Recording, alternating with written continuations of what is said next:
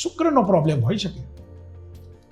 કોઈક વખત શુક્રની સાથે અલગ અલગ પ્રકારના ગ્રહો આવ્યા હોય ત્યારે શુક્રના નામે અમે પાછા તમને ક્યાંક ને ક્યાંક ડરાવીએ છીએ, ક્યાંક ને ક્યાંક બીવડાવીએ છીએ, ક્યાંક ને ક્યાંક શુક્રના નામની એવી વાતો કરી છે. એક બીજી વાત યાદ રાખજો, એક સારો એસ્ટ્રોલોજર જેની પાસે વાકચાતુર્ય હોય, જેની પાસે બોલવાની કળા હોય, જ્યારે તમે એની પાસે ક્લાયન્ટ તરીકે તમે એની પાસે જાતક કરી બનીને એની પાસે કુંડલી બતાવવા જાઓ છો તો સ્વાભાવિક છે કે એ તમારી સાથે એવી વાતો કરે છે કે તમે એની ઇન્ફ્લુઅન્સમાં આવો છો.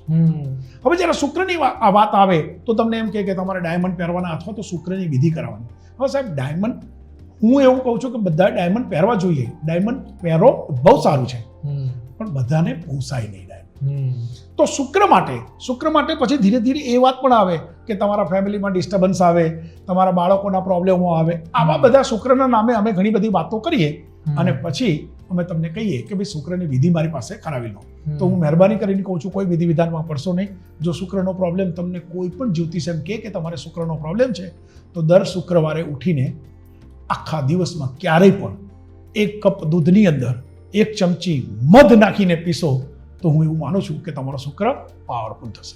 હવે મધની વાત નીકળીને એટલે એક વાત, તમે જ્યારે જૈન મહારાજ સાહેબો પાસે હું શીખ્યો છું એટલે મને ખબર છે કે જે લોકો જૈન કોમ્યુનિટીના છે, જે લોકો જૈનિઝમમાં માને છે, એ લોકોના માટે મધ એ નિષેધ છે. એ લોકો મધ નથી વાપરતા. તો એ લોકોએ શું કરવાનું? ગોળનું પાણી પીવાનું. ગોળનું પાણી પીશે તો મધ જેટલો જ એમને લાભ મળશે. તો જો કોઈને શુક્રનો પ્રોબ્લેમ હોય, કંઈ જ કરવાની જરૂર નથી, બસ માત્ર 1 કપ દૂધમાં 1 ચમચી મધ નાખીને પીશો તો તમારો શુક્ર પાવરફુલ થશે. હવે આવે છે શનિ. સાહેબ શનિના નામે તો અમારી જે દુકાનો ચાલે, શનિની પનોતી સાહેબ, તમે કહું અમારે બહુ મહેનત જ નહીં કરવાની. તમારું મોઢું જોઈને ખાલી એમને એમ કહી દઈએ કે મને એવું લાગે છે કે તમારે શનિનો પ્રોબ્લેમ છે. સાહેબ તમે ગમે ત્યાંથી હાથ પાડશે, કારણ કે એની આખી જિંદગી દરમિયાન કોકનું કોક તો મળ્યું જ હોય કે તને શનિનો પ્રોબ્લેમ છે. સાલું શનિને જ નથી ખબર કે હું આને નડું છું, મને ખબર છે. બોલો, આ બધી વાતમાં ન પડશો. શનિ એ ન્યાયપ્રિય ગ્રહ છે. શનિનો એક નેચર છે, શનિ એ ન્યાયપ્રિય ગ્રહ છે, શનિ એ આધ્યાત્મિક ગ્રહ છે. તો તમે તમારું જીવન એ પ્રકારનું જીવો. શનિ એ સ્વચ્છતાનો આગ્રહી છે. તો સૌથી પહેલાં તો તમારા જીવનની અંદર શક્ય હોય તેટલી સ્વચ્છતા રાખો, શનિ નહીં નડે. તમારા જીવનની અંદર આધ્યાત્મિકતાનો મતલબ એ નથી કે તમે ભજન કરી રાખો, પણ કોઈને નડો નહીં, શનિ તમને નહીં નડે. અને એની સાથે સાથે ન્યાયપ્રિય ગ્રહ છે. જો શક્ય હોય તો ખોટું બોલવાનું ટાળો, શક્ય હોય તો લોકોને હેલ્પ કરવાની એકદમ આ બહુ જ અગત્યની વસ્તુ છે કે તમે નાના માણસોને, તમારી હાથ નીચેના માણસોને જો તમે હેલ્પ કરશો તો શનિ અને રાહુ હંમેશા તમને હેલ્પ કરશે. તો શનિ, મેં પહેલા પણ કીધું કે દરેક ગ્રહો આપણા શરીરના અલગ અલગ અંગો વડે આપણા શરીરમાં ઘૂસે છે. તો શનિ છે ને, શનિ એ દાંત વડે આપણા શરીરમાં ઘૂસે છે. એટલું યાદ રાખજો, જેનો શનિ સારો ને એ ડેન્ટિસ્ટ, જેનો શનિ સારો એ દાંતના ડોક્ટર હોય, અને જેનો શનિ ખરાબ એના દાંત ખરાબ હોય. તો હવે શનિથી બચવા શું કરવું? કોઈ પૂજામાં બેસવું ના. તમારે શનિથી બચવા માટે કોઈ વિધિ વિધાનમાં પડવાની જરૂર નથી, કોઈની પાસે જવાની જરૂર નથી. 2 ટાઈમ ટૂથબ્રશ કરો. 2 ટાઈમ ટૂથબ્રશ કરશો તો શનિ તમારા જીવનની અંદર પોઝિટિવ રિઝલ્ટ આપશે. હવે ટૂથબ્રશને શનિને શું લેવા દેવા? મેં કીધું કે શનિ તમારા દાંત વડે તમારા શરીરમાં જાય છે. હવે શનિની એક વાત તે ચોક્કસ છે કે એને સ્વચ્છતા બહુ ગમે છે. જો સ્વચ્છતા હશે તો તમને તકલીફ નહીં આપે. ગંદકી હશે, હવે આપણે જ્યારે જમીએ છીએ, રાતના જમ્યા પછી કોગળા કરીએ કદાચ, પણ તોય કંઈકનું કંઈક તો જમવાનું અંદર ફસાયેલું હોય, તો એના કરતાં ટૂથબ્રશ કરી નાખીએ, આપણે ટૂથબ્રશ કરી નાખીએ તો ખોટું શું?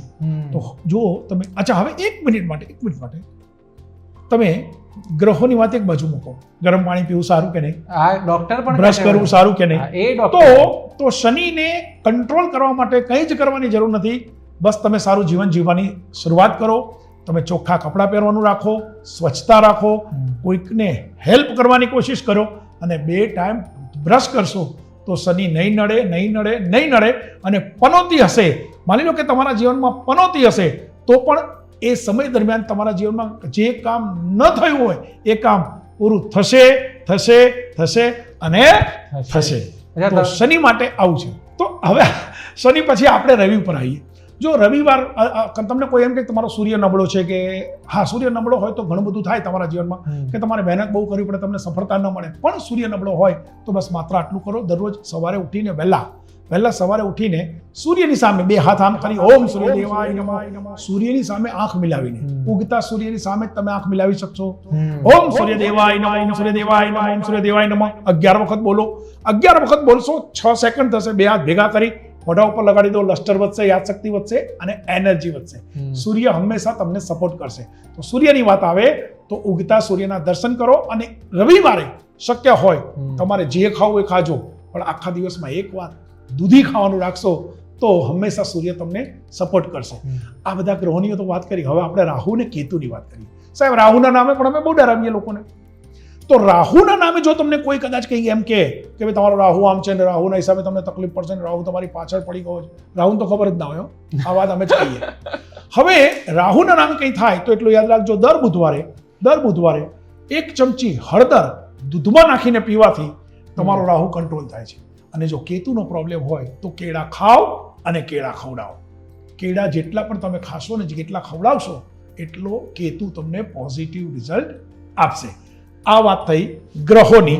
આ વાત થઈ કે અગર તમને કોઈ એસ્ટ્રોલોજર પાસે જાઓ છો અને એ એસ્ટ્રોલોજર તમને ગ્રહોના નામે કોઈ વિધિ વિધાન કરવાની વાત કરે છે, તમને કોઈ વીંટી પહેરવાની વાત કરે છે, અને એમાં એ ખાસ યાદ રાખજો, મારા જેવો એસ્ટ્રોલોજર એમ કે તમારે ફલાણો નંગ પહેરવાનો છે ને એ નંગ મારી પાસેથી જ લેવાનો છે, તો એમ સમજી લેવાનું.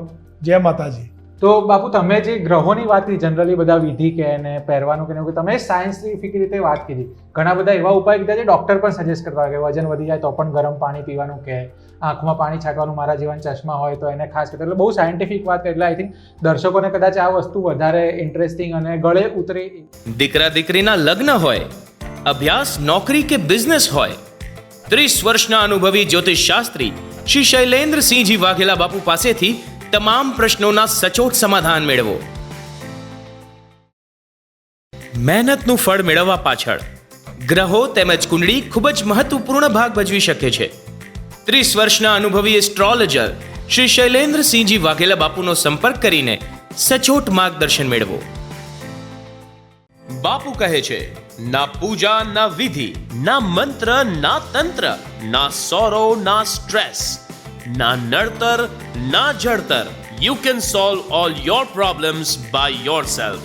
વિશ્વ વિખ્યાત એસ્ટ્રોલોજર શ્રી શૈલેન્દ્રસિંહજી વાઘેલા બાપુનો આજે જ સંપર્ક કરો. ગ્રહો નડે છે તો હવે પૂજા વિધિના ખર્ચ કર્યા વગર જ સચોટ ઉપાય મેળવો. આજે જ વિશ્વ વિખ્યાત એસ્ટ્રોલોજર શ્રી શૈલેન્દ્રસિંહજી વાઘેલા બાપુનો સંપર્ક કરો. 54 દેશોમાં જ્યોતિષ વિદ્યા દ્વારા આપણા દેશની સંસ્કૃતિ ફેલાવનાર શ્રી શૈલેન્દ્રસિંહજી વાઘેલા બાપુનો સંપર્ક કરી તમને મૂંઝવતા પ્રશ્નોનું નિરાકરણ મેળવો.